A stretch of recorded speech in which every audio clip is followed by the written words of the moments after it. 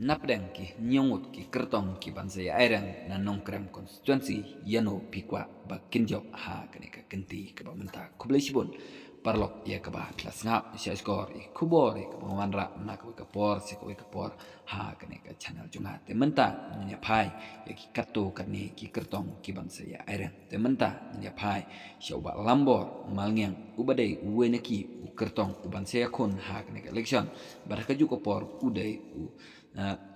MLA sitting MLA jong ka parti UDP te hato pikwa ne ba uni MLA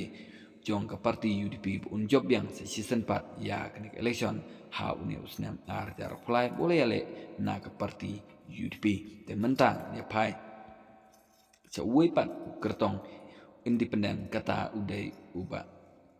bendo em lanong hato pikwa ne ba bendo em lanong ba unjob ha kene election ba un le sayeng dorbar thawan te menta ne le sia wepat unong elam jong ka VPP kata uba arden milar basayomot hato pikwa ne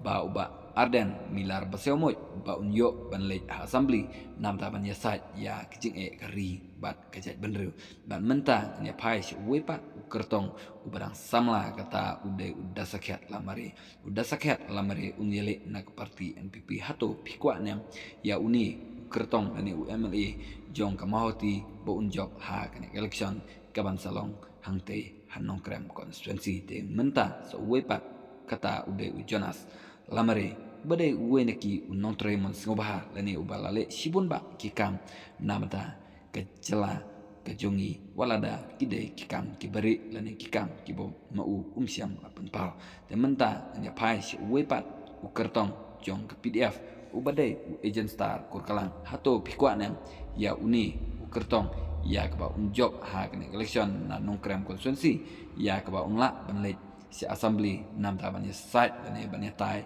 nam ta kari berkajat menreu tentang kata perlok kubli sibon siambiang ha wepat kepor dak pa share, like, dan subscribe ya ke channel juga. Aku boleh sebut.